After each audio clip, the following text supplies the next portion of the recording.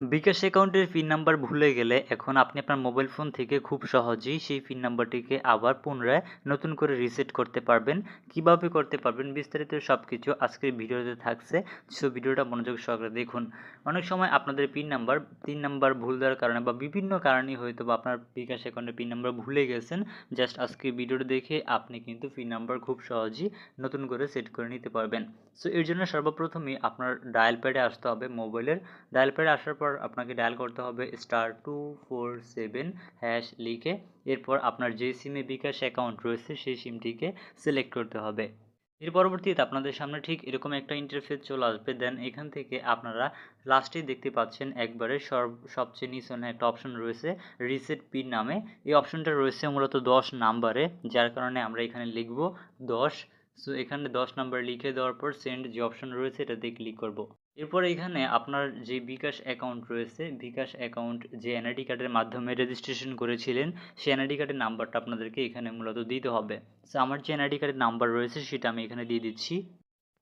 NID কার্ডের নাম্বারটা সঠিকভাবে যদি দেওয়া কমপ্লিট হয়ে যায় আপনি জাস্ট সেন্ড অপশনটির উপরে ক্লিক করে দিবেন।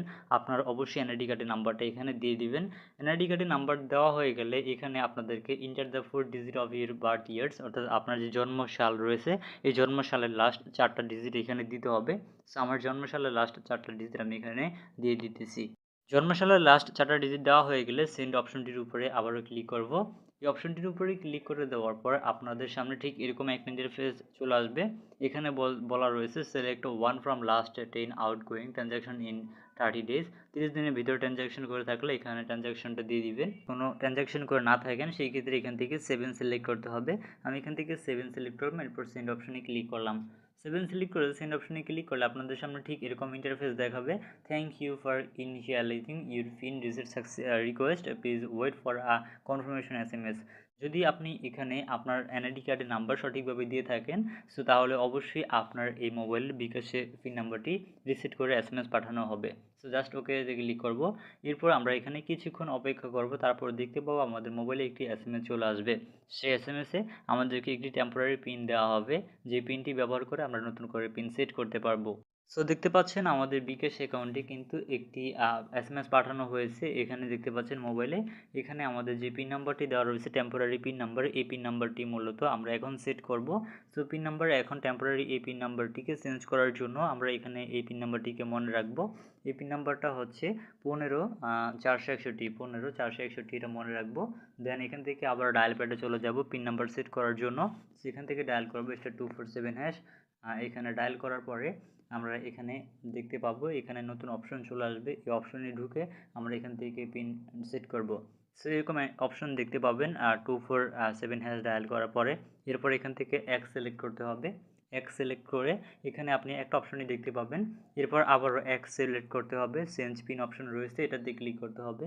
এটাতে ক্লিক করার পর আমাদের যে পিন নাম্বারটা রয়েছে টেম্পোরারি পিন নাম্বার, সেই পিন নাম্বারটা এখানে দিতে হবে।